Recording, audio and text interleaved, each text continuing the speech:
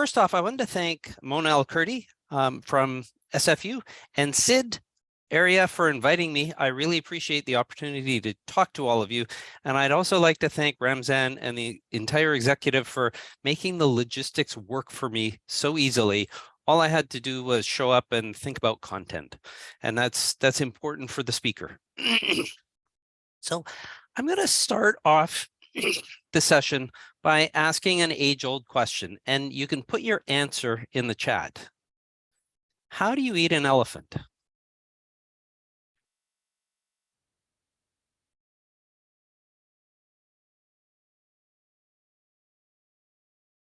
We have a vegetarian, one bite at a time. Thank you. That was Nicole who got that. The answer is one bite at a time.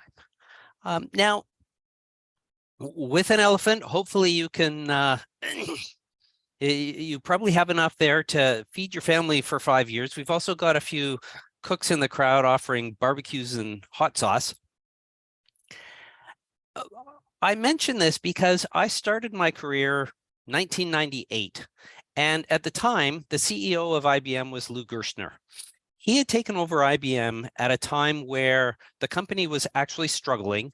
There was some discussion from analysts about whether or not they should split up the company in the early to mid 90s. Lou not only kept the company together, but he transformed it, integrating the different departments more closely so that they work together rather than working apart. And he added a critical new business portfolio, which was business consulting services. He wrote a book on the experience, and it was called Who Says Elephants Can't Dance? So here's another question for you to ponder. We know how to eat an elephant. How do you make an elephant dance? And I would argue you can't do it one piece at a time, because dancing requires that the whole elephant works together in unison.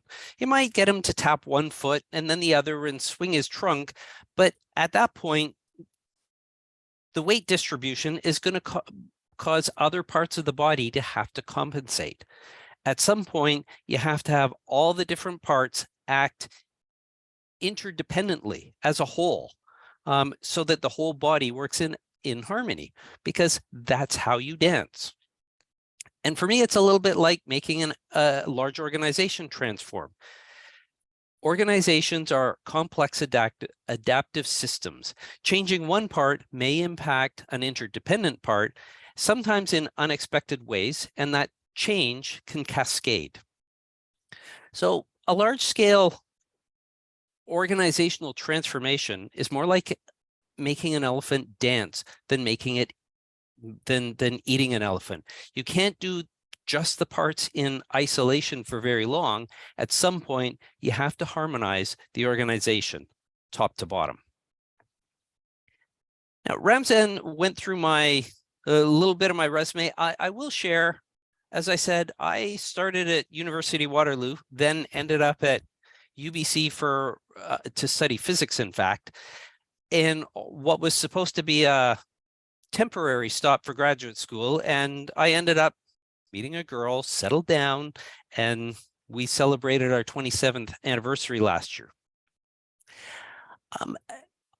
Part of why I joined IBM after university was, one, I needed a job. Two, it was interesting work, but I also thought that it gave me the opportunity to do things that made the world better. And I had I had some agency over what projects I worked on.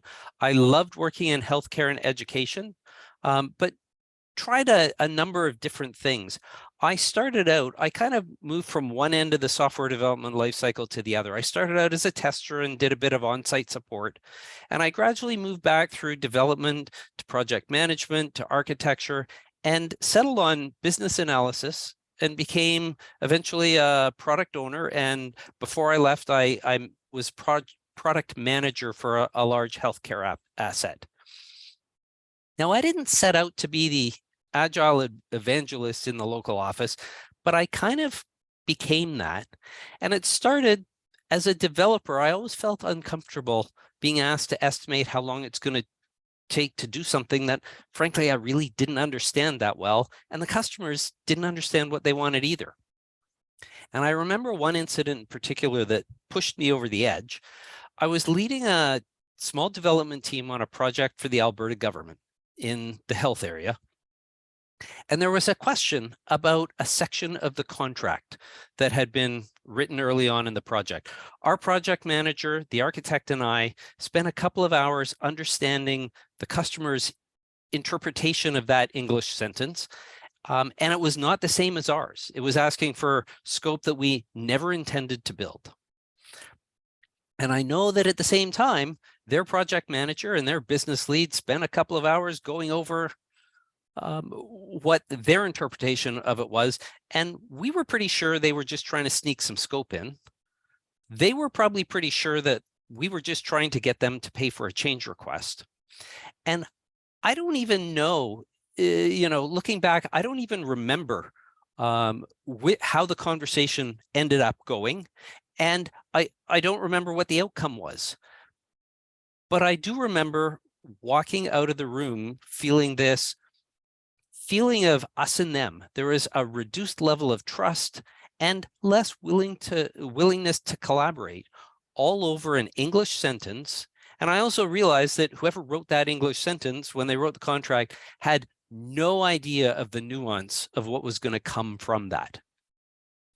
And grammar was just the symptom. To me, how we contracted work was really the problem, and how we think about work.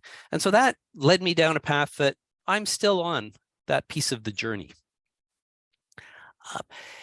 Since leaving IBM, after a little over 20 years, I did join ICBC. They call me an IS solution lead. I call myself an agile coach. I go coach software teams, but I also instruct in the BA program and the PM program at SFU, and I tutor within UBC's continuing studies PM program as well.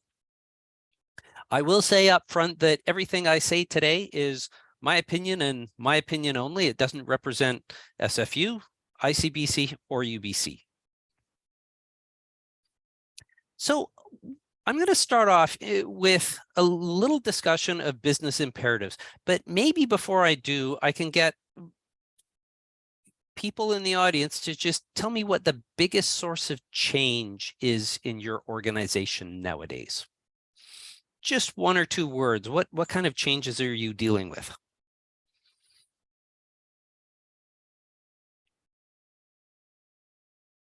Staff turnover, that's a common one today, especially after the pandemic. New systems, burnout, workday, technology, strategy change, economic changes. Economic changes, market changes. Things are changing very, very rapidly today, aren't they? Now, in a competitive world, most of you have probably heard of Charles Darwin. He was quoted as saying, "It's not the strongest of the species that survives, nor the most intelligent. It is the one that is most adaptable to change." And the corollary I would offer you is the most adaptable organizations today will survive until tomorrow. So let's start off just with a definition of what is a dictionary definition of agility? Well, the ability to move quickly and easily, and the ability to think and understand quickly. And those are both things that organizations need to do today. They need to detect what's going on in the world, and once they detect it, they need to be able to move. Now, in about 1994, a guy called John Elkington wrote a paper that described the triple bottom line. 40 years ago, the main purpose of a company was to return money to the shareholders. It was all about the profit. But in Elkington's view, things were changing, and companies also had to think about people. Social sustainability, how does the company contribute to their local communities? Are they paying a fair wage? Are they supporting things like, if you go to a restaurant and look for seafood, is it ocean wise? Are they sponsoring youth sport? My kids both played soccer. They both had Tim Hortons t-shirts. There is some enlightened self-interest here, But I also think that communities require some social license. The third one is planet, and we're all aware of climate change and what's going on. You know, COP27, or the COP is going on right now, and that is going to drive a lot of change in the world. It already has through weather events, and it's going to continue to do so. And companies are now expected to have a plan on how they're going to get to net zero. So all of these things come together to say, this is what a company has to do to be sustainable. They can't just look at one. And at times, companies are going to have to shift direction between those. And that's where they may need to pivot between a little more focus on planet or people or profit to keep all of those things in balance. So they have to detect, they have to have the ability to think and understand what's going on, have that situational awareness, and do something about it. And building a stable future plan for any company now, a strategic plan, is a wicked hard problem today. And I don't know if any of you have ever heard the phrase VUCA. It's an acronym, and it's got 4 pieces. First off is volatility. The rate of change is increasing year over year over year. Little graph here, you probably can't see it, tells you the number, the rate of turnover of companies on, I think this is the Dow Jones Index. It's one of the big stock market indices. And what it's showing is over time, the length the company stays on that index has gotten shorter and shorter. And what that means is there's more turnover in the marketplace. Companies are not staying big for long because they're being disrupted. Second part of VUCA, uncertainty.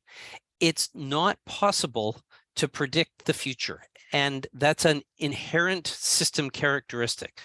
We know with climate change, there are going to be more hurricanes, more weather events. We don't know when, we don't know where, and so it really is unpredictable, and that has a big impact on the world. Third one is complexity. And again, this little graph you can't see, that is Moore's law. And for about 50 years, since the early 70s, the number of transistors you can fit on an integrated circuit chip has doubled about every 18 months for 50 years. And what that has meant is our computing power has been growing exponentially, which means we can do more and more complex systems and calculations. And the complexity between our systems and how they're integrated together has become much, much more complex. And that makes it harder to predict what's going to happen. And the last one is ambiguity. The data that we get from lots of places, and we've got no shortage of data in the world, it's sometimes unclear. Sometimes it's contradictory. And if you can see the little graphic here, that is a model of the Earth and the Moon going around from the Flat Earth Society's website. They say the Earth is flat, and that's how the sun and the moon go around. So in a VUCA world, going back to Darwin's comment, the ability to learn and adapt is really, really paramount for companies.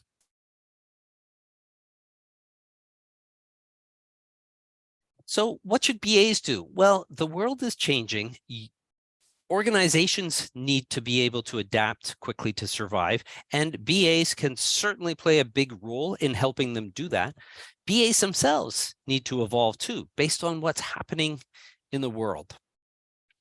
Getting back to our elephant here, if you've never taught an elephant to dance before, you can't expect to create a detailed plan of how to do that. Dancing is really inherently an in-the-moment experience. So you may start with a plan, but you're going to have to adapt. So in this section, we're going to talk about a few things. We're going to talk about certainty as a problem. We're going to talk about psychology and physics, and we're going to talk about lean portfolio management. What I'm going to do before I start is in the chat, think about your company. If somebody had a great idea for a product or service, or service in your environment at work, how long would it take from the time they had that great idea until some customer had access to it?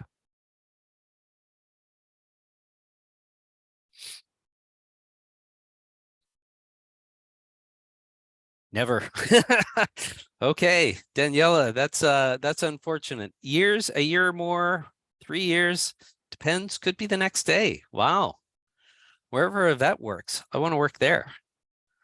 6 to 9 months, lots of companies take a long time. And to me, the problem is partly our desire for certainty. And we may look at a model, and quite often we model reality. And there's a quote here from Alfred Korzybski, pardon me, who is a Polish-American scholar. The map is not the territory. The word is not the thing it describes. And I'll offer you the corollary. The plan is not the project. The user stories are not the requirements. They may be a model of those things, but they may represent it, but they are not exactly the same thing. And because we like certainty as humans, that causes us some problems. And for example, working at IBM for years, I responded to lots of government RFPs.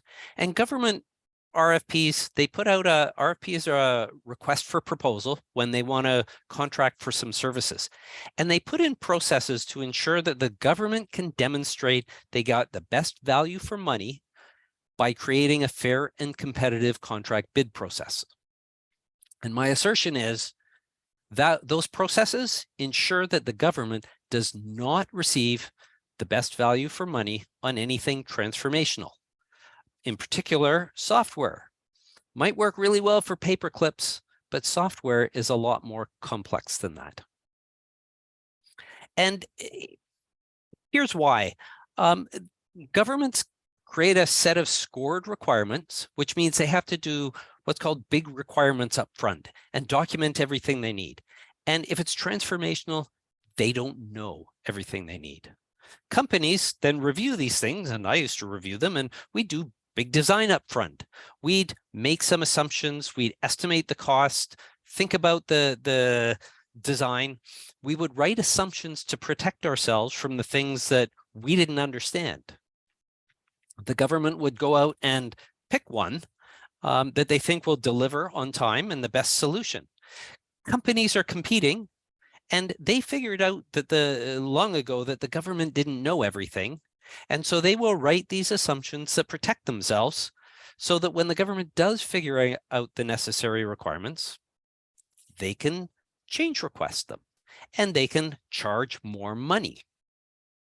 And so the bigger problem is that all the decisions about design are made early when everybody is at their greatest state of ignorance. If you were to try and follow a map, here's one of Sebastian Munster from 1561. It is a map of the Americas, and you can kind of see Cuba over there. I think that's a little tip of Florida. You kind of get the shape of Mexico, but the rest of it is wrong. And that was just the map of reality. And I think the RFP process gives you a high-level map of what we're looking for, but it doesn't have the detail.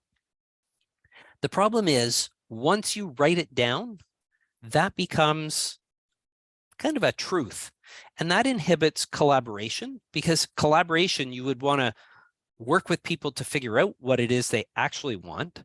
But if you contracted, they've decided. There's not a lot of learning going on. You still do learn, but you don't learn what they really want. You learn what it is they thought they wanted, and then it becomes a complex issue to change the contract to get the flexibility that you need. And what I often saw happen is, because it was expensive, people weren't making decisions based on value. They were making decisions based on what was in the original contract. And often, I've delivered software that features that nobody needed because that was in the contract, knowing that they weren't willing to pay for the ones they really did need. And it was an unfortunate situation. So if we were to unpack this a little bit, what I'd like to walk you through is let's take a look at traditional predictive project planning. Somebody starts out with an idea that we need one of these things, whatever that is. And so they put together a team to design that. There's a project manager, some technical experts, and what they quickly realize is that thing isn't quite as clear as what they thought it was, but they study it and they build according to what was traditionally called the iron triangle. They figure out what the scope is, and they do some design, and they build out a schedule, and they decide how much they think it's going to cost. And if they're really good at what they do, they'll realize that this really isn't just an iron triangle. There's now what project managers refer to as a tetrad, because quality is also affected. And the idea with the tetrad, or traditionally with the triangle, it was kind of like the elephant dancing. If you change scope, that's going to have an impact on schedule, cost, and quality. But at some point, people lock down scope. They say, here's the scope that we're going to design for. Here's our schedule, costs, and quality. And a smart project manager goes in, puts together a project plan. They've got some milestones. They do a work breakdown structure, and they decide exactly what it is that we have to build. And then the team goes out and starts working on building that. Now, at regular intervals, the project manager is going to validate that reality matches their plan. And if the variances are too high, then they'll start managing them. So they'll look at what's called earned value. How much work have we done relative to our planned value? And are we doing things as fast as we should be? They may look at things like a schedule variance or cost variance. And those are really telling them whether or not the team is on track to deliver well against that project manager's plan. And if not, then they're going to get involved and try and move reality back to where the plan is. Now, if they did a really, really good job at the end of the project, they get their machine, whatever it is, and the project manager gets a big check mark, maybe a raise, maybe a promotion, and off they go. The problem is a couple of things happen with human psychology here. The first one is psychological safety. The fact that the team and the project manager have made a commitment to delivering this on this date for this much money, they don't want to break that commitment. And in lots of organizations, you don't have the psychological safety to talk about problems. Someone set an expectation, and they expected that with certainty. And certainty means no flexibility, as you learn. So no one likes to break those early commitments. And what I've often seen happen is what's sometimes called green shifting of projects.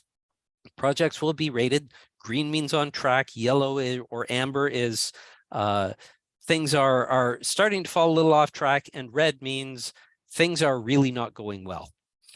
And a process called green shifting is where the red, someone along the way decides, we don't want to admit there's a problem. So the red becomes yellow, or the yellow becomes green. And we don't talk about that. At IBM, we used to have this saying, bad news never ages well. And those problems almost never go away on their own. In fact, I've never seen them. And usually delaying discussion of it makes it a lot worse. So what does a project manager do? They probably have some contingency. They can push the team harder and burn them out. And if they don't have to work with them after the project's over, maybe that's their strategy. If new requirements are identified, they can change your change request. They create a change request, which may change the cost and the schedule, but the customer has to agree to it. And at this point, it becomes a bit of a political question of, Did the customer screw up and miss something, or did the project team screw up and miss something? And that's where it can become political, and it can become a very difficult conversation because people have different motivations. The second thing that can happen, and you might not have heard of this one, is called surrogation. And this is a term I first heard in a Harvard Business Review article back in about 2019 on metrics. Surrogation is a form of a term from psychology that essentially says people replace an abstract concept or with a model or metrics to track it. And the example in the Harvard Business Review article, they looked at Wells Fargo Bank in the United States, and they had a strategy. They wanted to build deeper customer relationships. That was going to be good for their business, and great idea. The way they measured it was they counted the number of services each of their customers were being billed for by Wells Fargo. And employees were highly incented to sell more things. And eventually what happened, some of them forgot about the strategic goal of getting deeper customer relationships. It was all about getting more services. And some of their less honest employees started signing people up for services and charging them fees that the customer never asked for. And you know what? They hit the metric. But it had the exact opposite of the intended result, which was building deeper customer relationships, because when customers found out about this, they were furious. And Wells Fargo lost a lot of business and got in a lot of trouble. Now, I'll assert today that a project plan is really a model of a potential future reality. And it's a pretty complex model, but some of the systems we build are very complex, a lot of teams, a lot of moving parts. And so people start fixating on the project plan and hitting the milestones that someone decided months ago, rather than really trying to understand the reality on the ground. And that is what surrogation is. But that's okay, because we have physics to come to the rescue. So what does physics teach us about a better approach? Well, years ago, people looked around at the universe and saw all these stars and things, and they looked really, really cool, and they got very curious about it. And if we look at how science works, the first thing physicists did was they didn't have great telescopes early on, and they looked at the planets first because they were a little closer, and they started building a mathematical model of how all of this worked. And this is Newton's, Newton came up with this one. The force between two objects is a constant g, the product of the two masses divided by the radius between the two bodies. And early astronomers and mathematicians started looking at this, and they tested their model. One of the things that Galileo and Copernicus observed the planets, Newton created the model, and it was actually quite successful. When astronomers saw variations in what they expected the trajectories to be, they could dig into those to see if there's something wrong with the model. And it turns out the planet Neptune was discovered in 1846 because its gravity perturbed what people expected the path of Uranus, which was the farthest out known planet at the time. It was disturbed by the gravitational force of Neptune, and the model told them where to look to see if there was another planet there, and lo and behold, the model predicted something in reality. So what continued to happen is we built more and more sophisticated telescopes, and we could look deeper and deeper into the night sky. And scientists realized they had to evolve their model.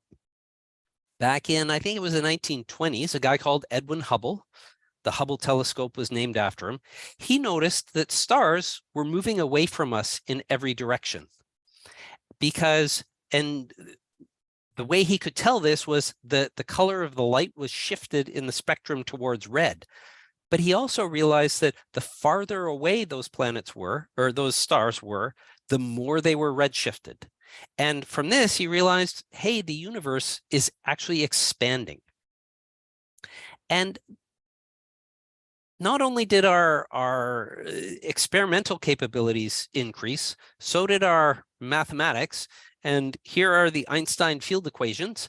And they give us a really, really detailed view of the universe. Now, the important difference between this and the last slide is validation goes the other way. The scientists never assumed their model was correct description of reality. They always validated their model against reality again and again and again. And so in the scientific approach, we don't assume we know everything up front. We practice learning. We know what we don't know yet, and we model it. And then we test our models to see if they actually are correct. Now I'm going to take you through take it a little bit more real to something that you might have worked on. And I saw that getting a new idea takes lots of the organizations here, you know, aside from the one person who said a day, I think the next earliest was 6 to 9 months, and some of them were more than a year. The way organizations often manage their strategy is they divide their work year into quarters. And here in between, you know, January and December of 2022, the team's probably working on executing some annual plan. And for the first 3 months of the new year, they may deliver some software. The next 3 months, they're supporting it because there may be some defects and they have the team ready to fix things. The next thing that happens is in the middle of that planning and execution, they're already starting to work on getting some ideas and business cases for the 2023 plan. There's probably a quarter where they're doing their budgeting, and so they're comparing those, looking at those business cases and doing cost benefit analysis and some cost accounting so that they know what to do a detailed plan and execute on in 2024 and in 2020 or in 2023, and they'll start working on the 2024 plan. So let me ask you a couple of questions.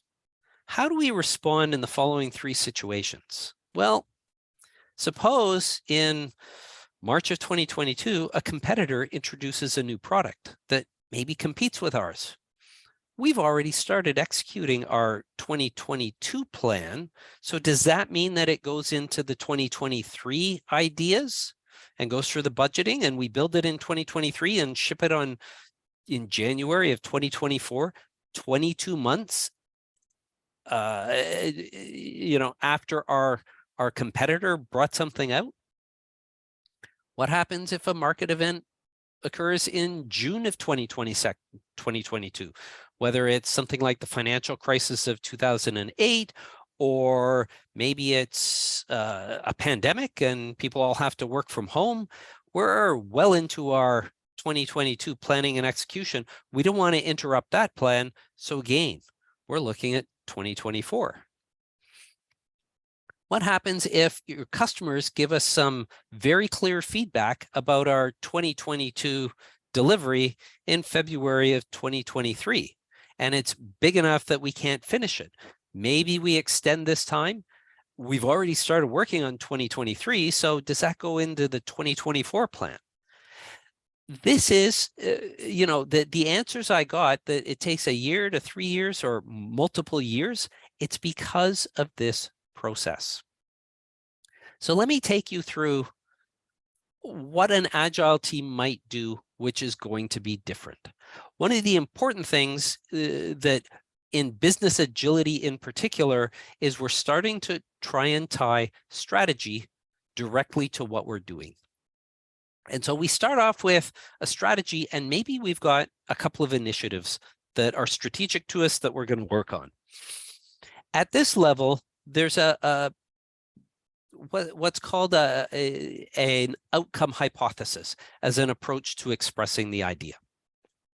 So for example, you could express the strategy or the initiative as, for some customer segments, we have some insider belief, and we think that making a bet or doing something will achieve an outcome and will be successful when we see certain results. So let me give you an example. Maybe a bank is thinking about expanding their online ID verification and the services they provide for mobile devices.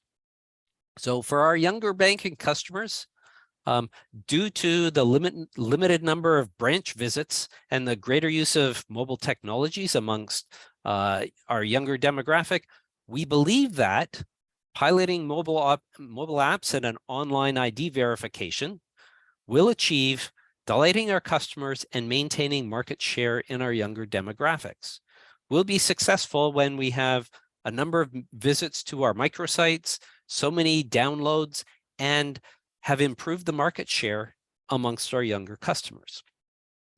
So this is how we express our strategy, not as we will build these things, but here's what we're trying to achieve and why.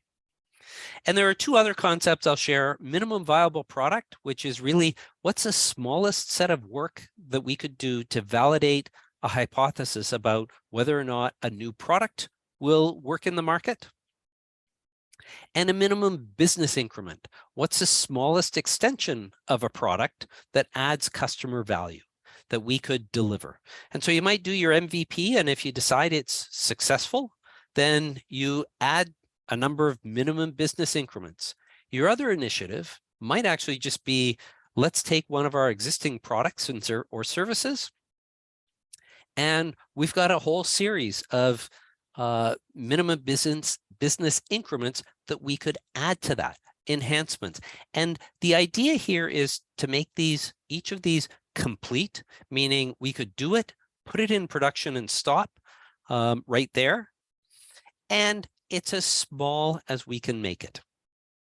The idea here is now you could deliver, if you built these in this order, you could deliver at many different points. It might not be that your organization wants to roll out one feature at a time, but it does mean you could pick which ones, and it maximizes your flexibility to deliver anytime. And because you're only doing things for a short time and going on to the next, you have the flexibility to adapt as things change. So how does lean portfolio management work? Well, it makes your strategy more flexible.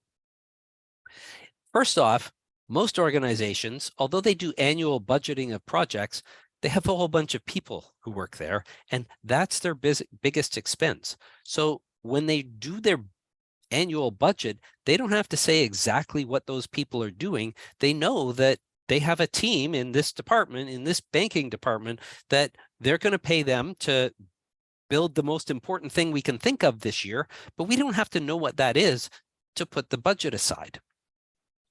Then they do lean funding. So they release funding to those teams that already work for them, and they can release the funding quarterly as they build the detailed plans. So here we are in late November of 2022.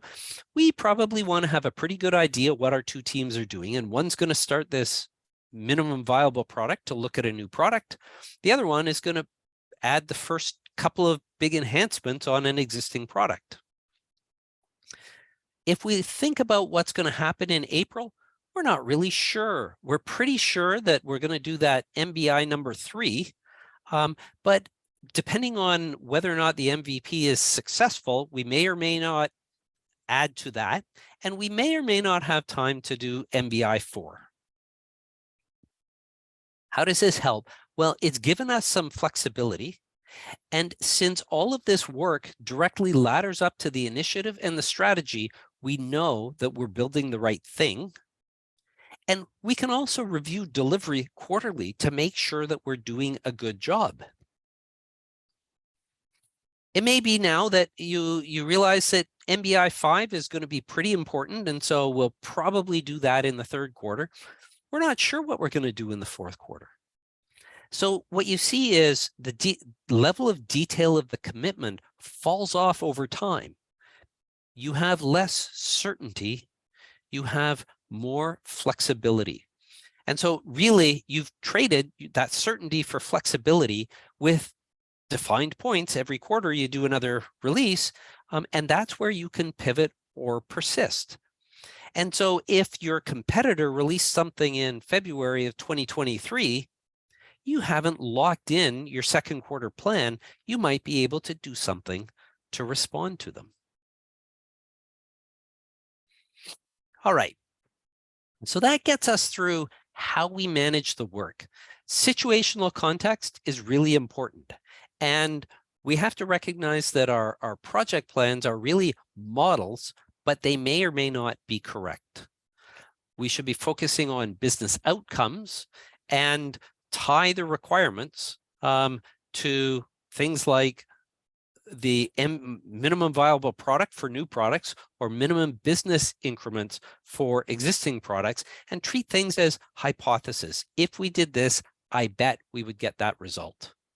We should be managing our short-term work in detail, and our long-term work leave some flexibility there so that we can pivot.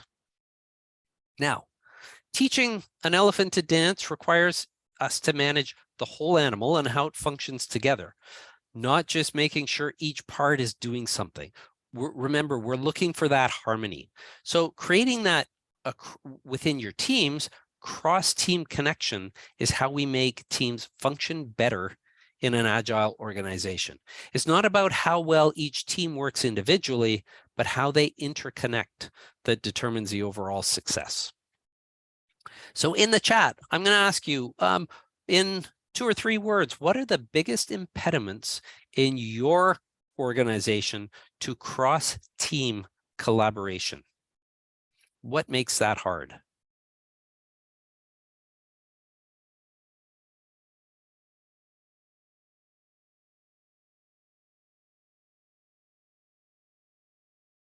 Politics? Absolutely.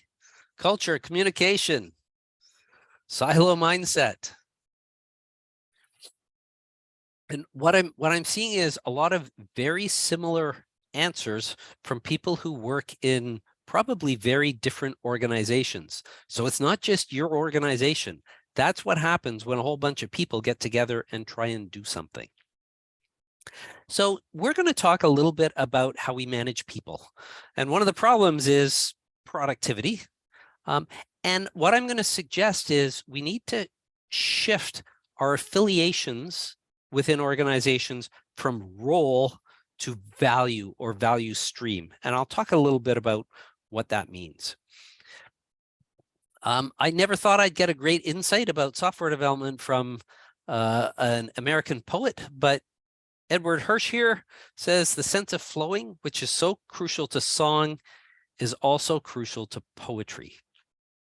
And I will say the corollary is the sense of flowing is crucial to managing software teams too.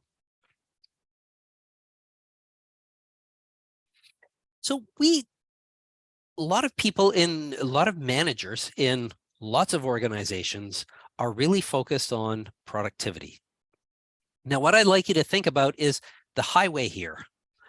There's the highway, the cars coming in towards you on the left and the ones going away from you on the right. Which highway would you rather be on? I think we'd probably all want to be on the one on the right. Let me ask you a question. Knowing about how we manage organizations, what's wrong with the highway on the left? Throw something in the chat and see what you come up with. No flow. Congested. No movement.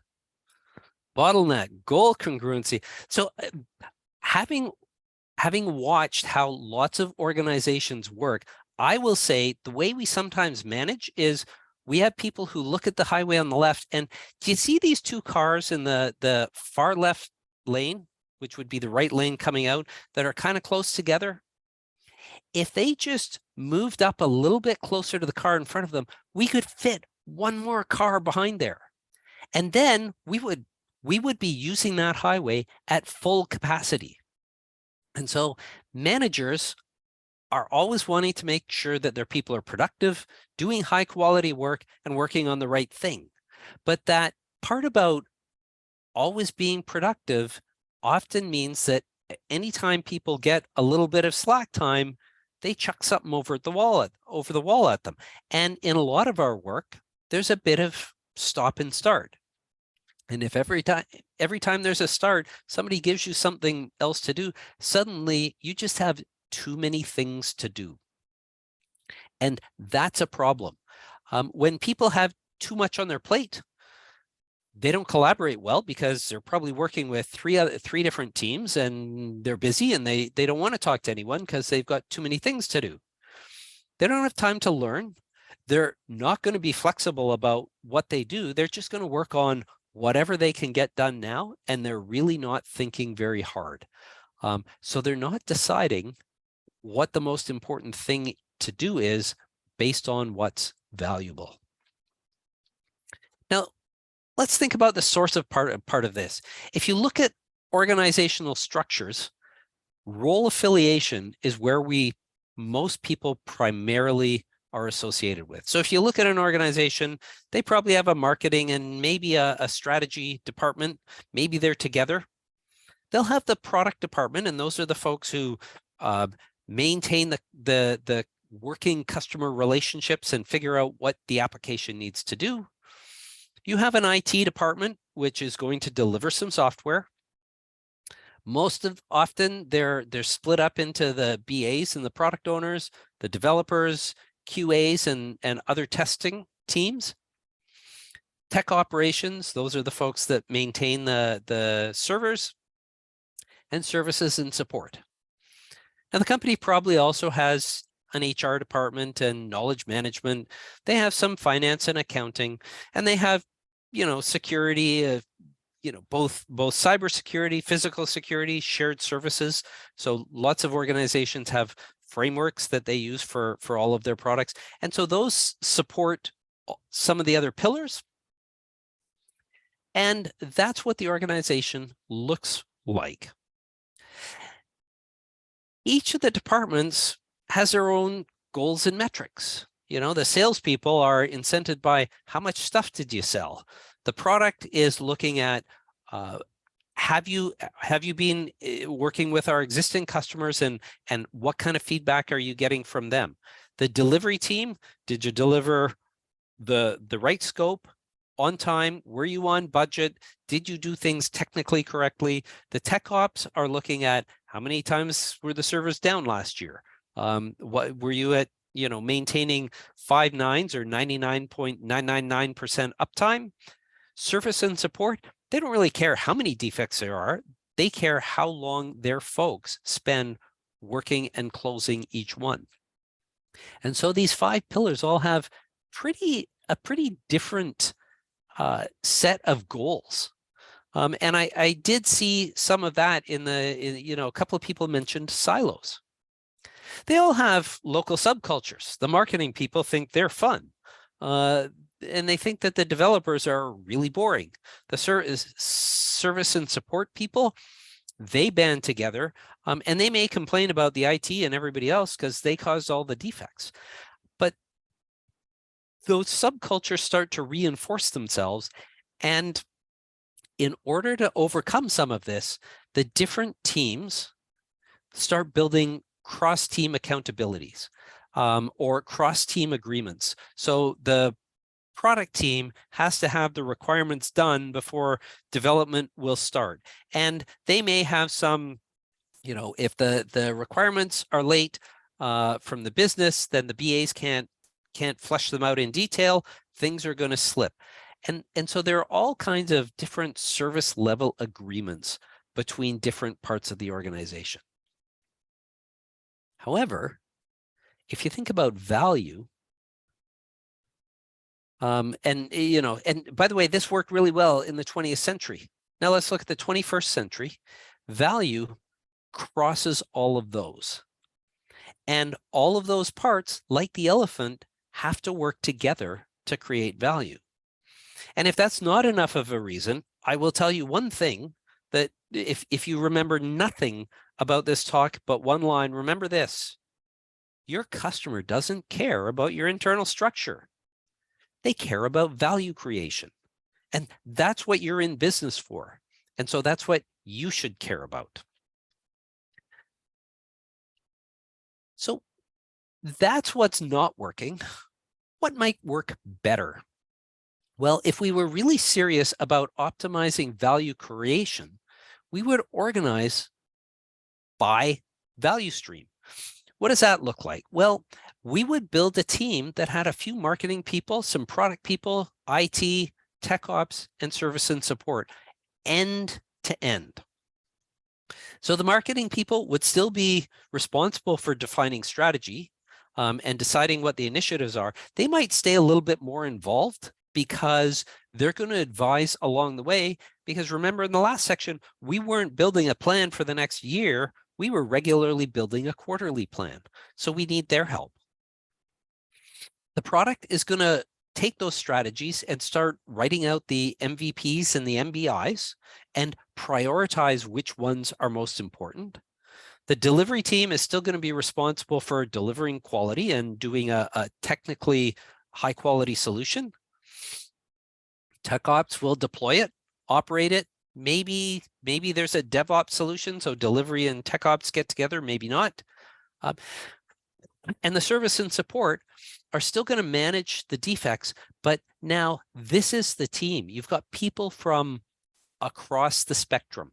And this has a number of really important benefits. First off, as long as everybody's only talking to within their silo and not across silos, you don't bring diverse perspectives. And the delivery team is trying to optimize for delivery team, and the product team is trying to optimize for the product side.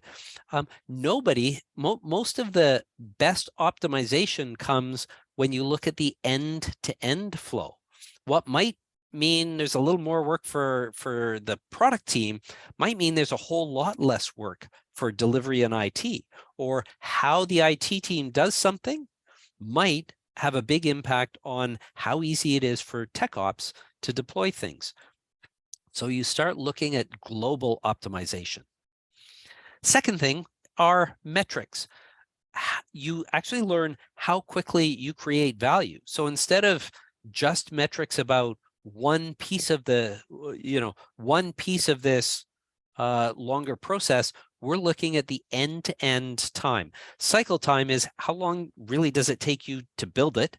Lead time is from the time you get an idea from the customer until it's in the customer's hands. That's your lead time. And if you're managing the value stream as one end-to-end team, you can start measuring that. And as it turns out, if you read up on any Lean Six Sigma or value stream mapping, lots and lots of organizations spend 90% of the time to do a piece of work is actually spent waiting for the next person in line to do it, which means you could really significantly shorten the time to bring your customer value. And since we're all working on the same team, all of the feedback that comes back, and it's not all just coming back from service and support, delivery is providing feedback to the product and so on back. You get a lot better optimization of your end-to-end process if you treat it as one end-to-end process. So primary affiliation becomes value stream in business agility instead of the silos. Role is still a really necessary secondary affiliation. If you've got an organization with 3 products and you build these 3 value stream teams, that doesn't mean that they work completely independently. What a lot of organizations have are sometimes they're called guilds or sometimes communities of practice. So there might be a group that is looking across at marketing and strategy across the organization. You will have cross-product solutions. You can argue whether or not your product team or your delivery team wants to build the user experience.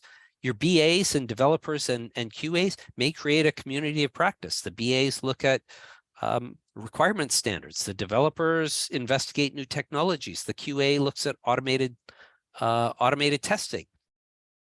Tech ops, they want to use the same tools and security concepts across all of those products.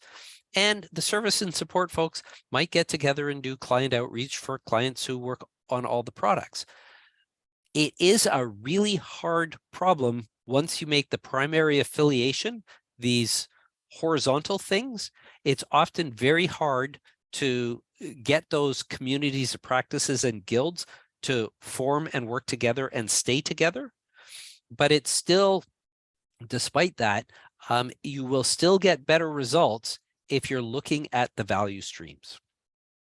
You've also got the finance, shared services, and HR teams that are supporting all of these, and there are a number of different ways that they can support those teams.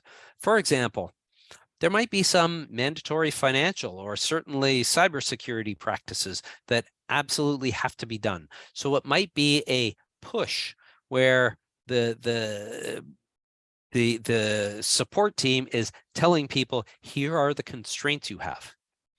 Could be that, you know, we decide we need some training on service and support, so we go to HR and they have a resource pool. They kind of run on a request and response.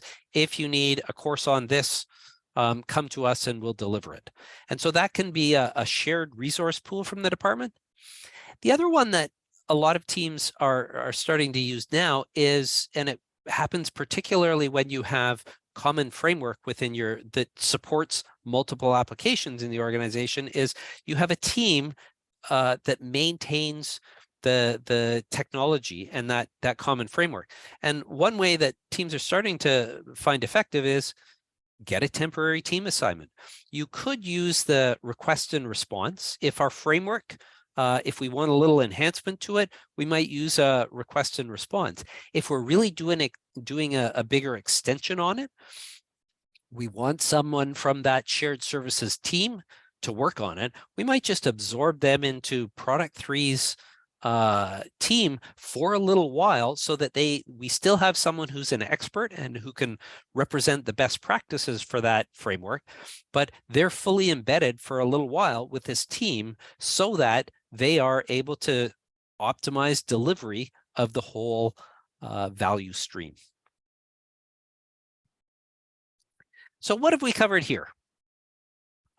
We have talked about the flow of work, and we talked about delivering small units of work rapidly and changing the primary affiliation from those traditional roles into the end-to-end value stream.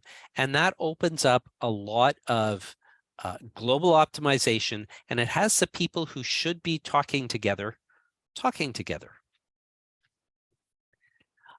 You still need the role affiliation, but that should be secondary, not primary.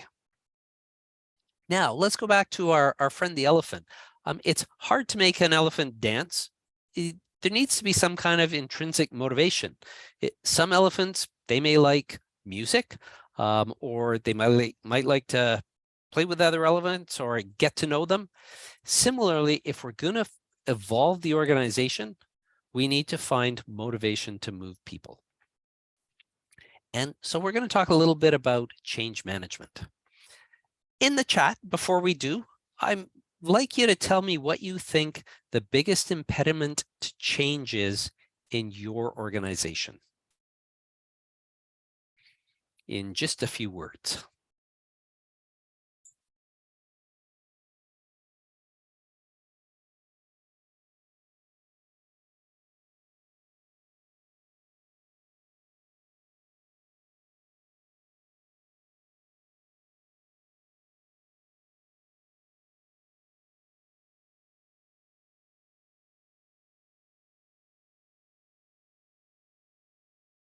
I see people, burnout, why change when things are still working? That's a big one. Thank you, Sarika. That's a good one. Fear. Buy-in is buy-in that it has value. Sure. Uncertainty, lack of clarity. By the way, on the uncertainty side, there's uncertainty anyway. It's just a little bit more risk. You might end up with bigger uncertainty if some other company comes in and disrupts you and you haven't been changing, but certainly uncertainty. Comfort and familiarity with the status quo make it hard to see that things could be done better. Absolutely. All of those things. Change is ever present. Tolstoy once said, everyone thinks of changing the world, but no one thinks of changing himself.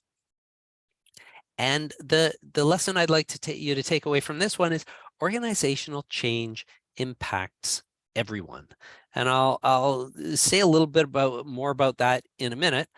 First off, I want to introduce you to Howard Clifford. He's that gentleman running off the bridge here. This was the Tacoma Narrows Bridge in Tacoma, Washington. And it opened on July 1st, 1940. It collapsed on November 7th, 1940. And it turns out that they learned a lot from this bridge about aerodynamics of wind. And what happened was every time it got windy, the bridge started kind of going like this. And when they finally hit a 65-kilometer-an-hour wind, it rocked back and forth so much that it came down. And to the point that somebody made in the chat, there is some fear about change that people have. We've been doing it this way for years and nothing bad's happened. That effect is referred to in psychology as the omission bias. People prefer omission, not doing something, to an active commission, actually doing something. And when they judge harm or judge people for what they did or didn't do, they judge them more harshly when they have actually actively done something than they judge when they didn't do anything. For example, lots of parents during the pandemic were scared to vaccinate their kids, and it was an easier for them to not vaccinate them because there was no act versus committing the act of taking them in. They worry that they would cause the problem. And so one of the things that, what this does is our desire to keep things the same inhibits us from actually improving the status quo and creating those conditions for business agility, like better collaboration, learning and flexibility, and deciding based on value. I will tell you that and it was mentioned in my bio, doing a SAFE implementation, which is moving a team of about 70 to 75 people split across Burnaby, Halifax, and Pune, India, working on an IBM healthcare asset. We moved the entire team end to end onto Scaled Agile Framework. And the interesting thing, I did a very devious thing at the beginning. IBM used to have something called access to 24/7 books, which was an online service where you could get books and videos.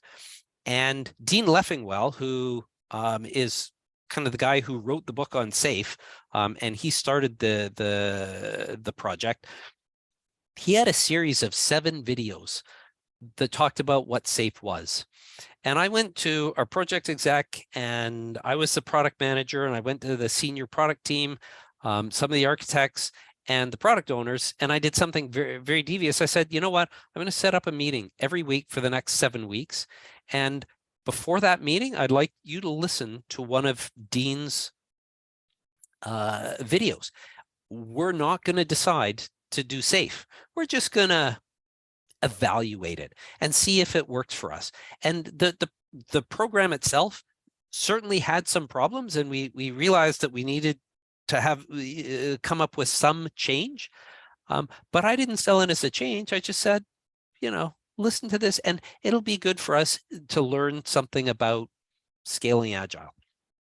And by week 3, the whole team had bought in and decided, partly because it was their idea, but they learned something. And then we got together every Friday and we talked about it and said, rather than talking about, let's implement this new methodology because it's what the cool kids are doing, we talked about how could implementing this methodology help us solve some of the problems that we already have, and we know we have, and we haven't got any super good answers for it right now.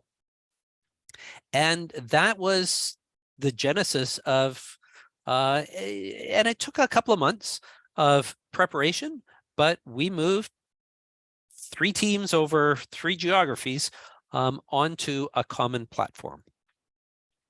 Now, one of the things that I said, everybody has to change. And I've heard a lot of stories over the years of organizations where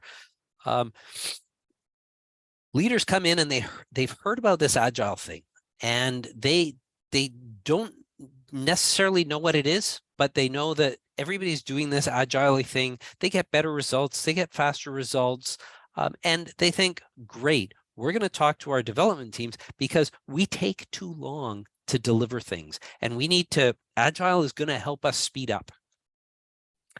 And so there's this common pattern, and it comes from a book called Reinventing Agile by Klaus Leopold, and I'll have a link to that in a minute here. But we want to become more efficient. So we're going to get our developers, we're going to have them working with a backlog. Then once things are in the backlog, they can, they go into to-do, they go into in progress. And if you've ever done agile, and the standard thing is the next thing is done, but what happens in reality after it's in progress? Stop. Well, we can't deliver it to our customer yet, because here's the thing. Before we deliver it to our customer, we have to get the integration test team. So we've got a number of teams building things. We're going to integrate those, and we're going to give them to the integration test team. And that's probably weeks to months to get through there. And once they've done that, we're going to take it back to the business team, and they're going to do user acceptance testing. And that, they're another important team. And once they've signed off on it, we aren't going to deliver it yet, because we don't actually deliver individual features. We batch them up and we deliver them to our customer quarterly. Well, okay, now we're done. This doesn't look quite as good as I had hoped. And as it turns out, the executive finds they didn't get the results that they wanted. And it's actually a lot worse than that. Because before it gets into that development backlog, it has to go through a broader product backlog, and there's a bunch of detailed analysis to decide what needs to go into the development backlog and what doesn't. Well, how did it get into that product backlog? Well, they got a product approval from some executive team, and that's that thing that happens annually. And the way it got in there was somebody did a detailed business case, and then they had to put that on the shelf and wait for the product approval schedule to come up. Well, how did it get there in the first place? Well, some steering committee reviewed at their quarterly review a bunch of high-level business cases that people put together. And how did things get into the high-level business case? Well, every month we have this idea triage, and we bring the team together, and they brainstorm some great ideas for what would be great in this project, because we want to be agile. And here we are. And somebody says, if anybody asks, yeah, we're so freaking agile, yay, because we're doing it right here in the middle. And this is the transition that a lot of organizations have to make from development teams doing this to doing it across the team. And again, this is how come even some teams that are starting to use Agile still take years to do anything. And part of the problem is the leadership recognizes that the team has to change. They don't realize that I want to change the world, but I had to change myself too. And so everybody from end to end in the organization is going to have to change in some way. That means you need to get strong leadership support. You have to get engagement across all of those teams. And because no one knows everything about everybody else, you're going to have to act before you really know exactly what you're doing. You don't have an end-to-end plan yet. You have to have the vision and a direction, but you're going to have to figure it out along the way. And it turns out it's the hard part that brings benefits. I remember a couple of years ago doing a cross-team retrospective on a huge project. And as we were doing the retrospective, people were contributing their ideas, and we talked to the leadership team especially. And they said, you know, we had this problem and that problem. And you know what? This problem was just like this other project I worked on and this other one. And that problem, well, that's a recurring problem. It's been going on for years. And what we realized was the issues that were coming up weren't because the team wasn't doing well. These were systemic issues in the organization.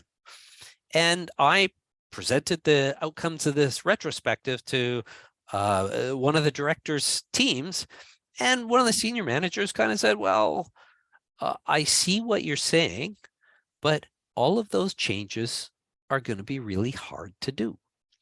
And it's true. If you want to fundamentally change an organization, it's hard. Making an elephant dance is hard. But if you don't do it, don't expect to get any different results.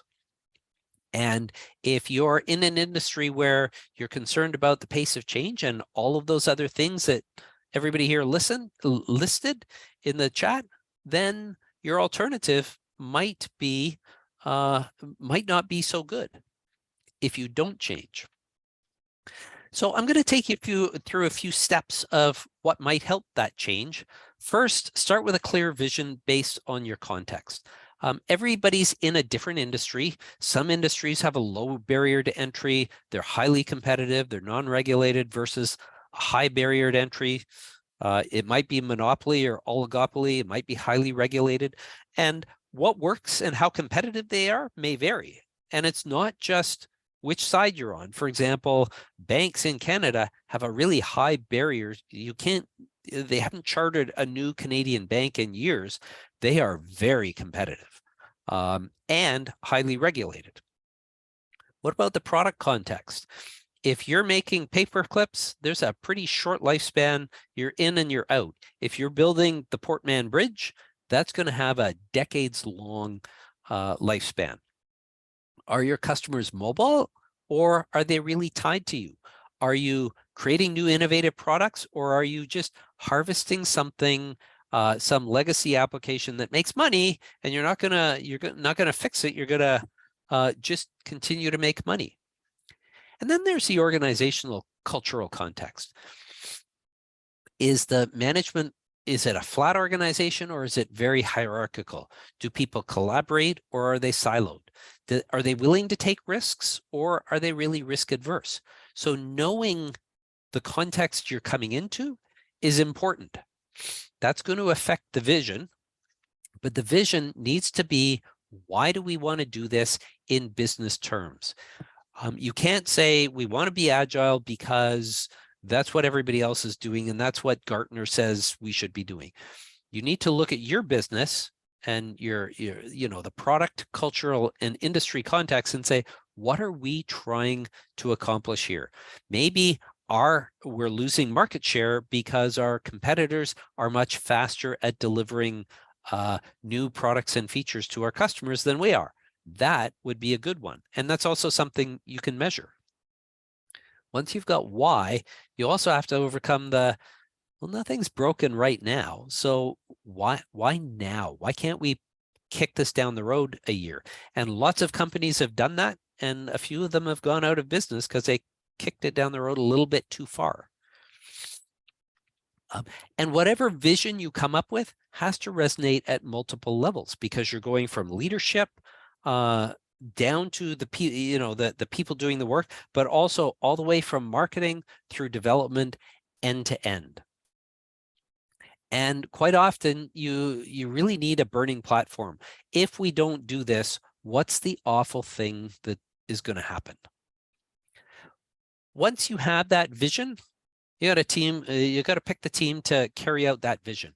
And if anyone's ever seen Rogers' adoption model, it looks at, and comes from, I think, the 1960s.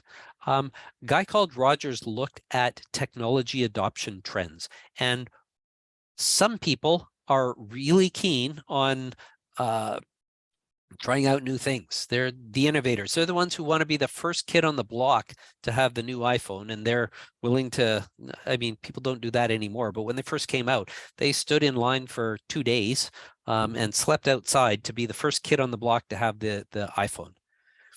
Then you've got the early adopters, and they're interested in change, but they're a little bit more practical. They're trying to figure out what are the benefits of this change.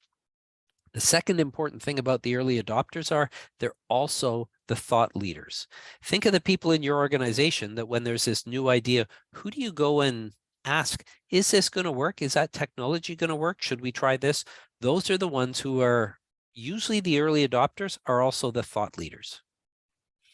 You've got the early majority who aren't adverse to change, but they're not jumping on it immediately. You've got a late majority who they kind of like the old way of doing things, but if everybody else is going this way, okay, I'm going to do that. And then you've got the laggards, and they're the ones who are going to be dragged kicking and screaming into the next decade or the next century, depending on what year it is. So if you want to really fundamentally change something in your organization, you need the people who like to try new things. That's the innovators and the early adopters. Because any major transformation is going to be hard and it's not going to work the first time. And so they have to plan, and they're going to have to pivot, and they're going to have to innovate, and they have to have the resilience to keep going. And those early adopters and the innovators, those are the ones who are going to be more willing to do that. And once the change does come and you want to roll it out more broadly, those early adopters, the thought leaders in the organization, those become your change champions that are going to entice the early majority, and that's going to carry the momentum into the late majority. And the laggards, well, they'll either be threatened or they'll leave, and some of them will come along too. Once you decide what your vision is, pick a team of innovators and early adopters, because they're the only ones you're going to be successful with. If you pick that late majority, or the laggards, you're going to be fighting with the team to make the change, and they're going to be pushing back. So pick the right team. Most agile rollouts start with a team or two. All the ones I've done have started with a team or two, but scale out end to end with leadership support as soon as you can. As we talked earlier, engaging this value stream, that brings lots of team perspectives, and all of those cross-team trade-offs, that's where you're going to get a lot of the benefits of doing business agility. And you've got a great metric, which is how fast can you deliver an idea to your new customer? You have to measure that across the end, from marketing until it's in service. And so you get to optimize globally across the entire value stream. Step 4, demonstrate and promote behaviors. And if you look at my view on this has changed in the last 6 months. I think that a lot of people talk about how you have to build the agile mindset into the team. I'm going to argue that maybe it's not the mindset. You want to build the behaviors, and the behaviors will lead to the mindset. So behaviors like better collaboration, learning, flexibility, and making value-based decisions. If you've ever seen Amy Cuddy, she's a Stanford professor, and her TED Talk is one of the top 25. If you go to the TED site, they've got a link to the top 25.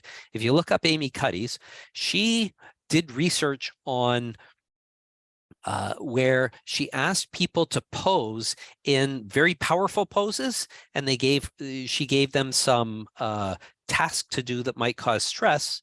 And she also had them kind of roll up into a little ball and be very, very small and do the same thing. And what she found was the people's body language, not only does our body language reflect our feeling, it can actually cause us to feel things. And so the folks that were in the power poses felt more powerful and they were more confident.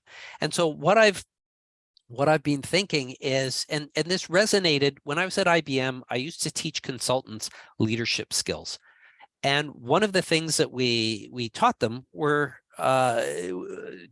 over time, we had two different models of leadership skills. And one was around adjectives. Leaders need to be trustworthy. They need to be trustworthy. They need to be curious. They need resilience. They need inspiration. They need courage, all of these things. The other model was based on verbs. They need to sense and act.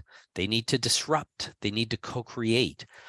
And what I found, it was much, much easier to teach people to change their behavior when you gave them verbs, because this was a 4-day intensive course. We used to fly to IBM's head office and teach people. And we would immerse them in this experience. We would teach them these verbs, and we would point out every time somebody was co-creating or disrupting or sensing and acting. And it was very easy for people to pick up, this is what I do. It's a lot harder to say, here's what my mindset should be. That's very internal. And so where I have changed here is, rather than the focus as much on the mindset, focus on behaviors, because we can adjust our behaviors to achieve whatever results we want. And I actually think that once you get used to the behaviors, you start thinking about, well, why did I just do that? That's where you pick up the mindset. When you see the positive results, it reinforces. And that's also how you change some of the culture. So my message here is, when you're trying to change, focus on the behavior and let the mindset follow. Step 5, follow an agile plan. There are some great methodologies out there for change management, and ADKAR is a good one. If you ever read books by John Kotter, there's Kotter's 8-step approach. PMI has started pushing Brightline, which is another methodology. And I think having the methodology is good, but one of the things a lot of the methodologies suffer from are, we're here, we want to be there, we're going to build this plan, and this is exactly how we're going to do it. And changing people, it doesn't work that way. You need to be much more agile. So set the end outcome you're looking for, and your starting point. Don't expect to know exactly how long it's going to take, because people will change at the rate they change. And in a big transformation, you don't know. Follow the scientific method of maximize learning up front, make the plan and start working on it, but adjust as you go. So if your goal is to understand, be experimental, try different things, measure things. And if you're measuring cycle time or lead time, see, does this change make us faster or slower, and adjust. Validate what works in reality on your team, in your organization, in your industry and context. And learn fast by delivering value sooner and getting feedback and incorporating what you learned. And iterate. So what did we do? We create a vision for the context, pick a team of early adopters, optimize globally across the entire value stream, focus on the behaviors we want people to do, and let the mindset follow as they learn. Learn fast by delivering value sooner.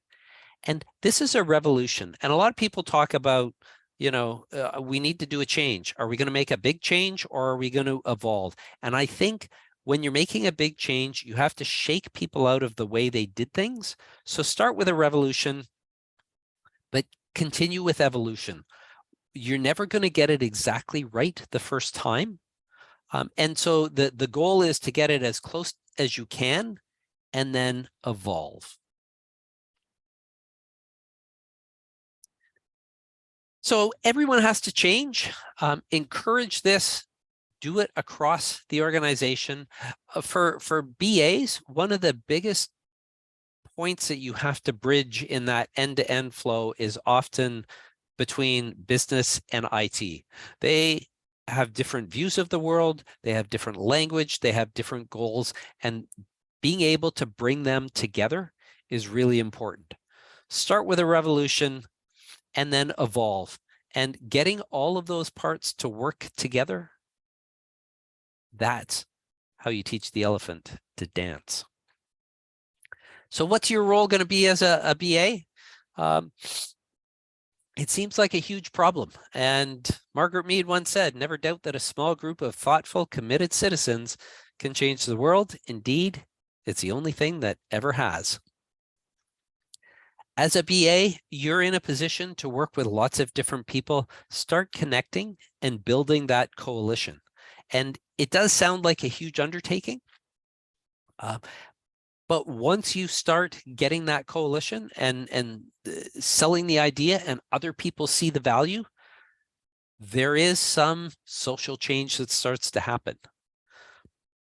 So just to review, what does a business analyst do? Well, how they manage the context? Build awareness of VUCA, the fact that the world is changing and it's not going to slow down. And this is where you recognize the need for agility, and that is the ability to both detect change and respond quickly at the organizational level. We need to change how we manage work.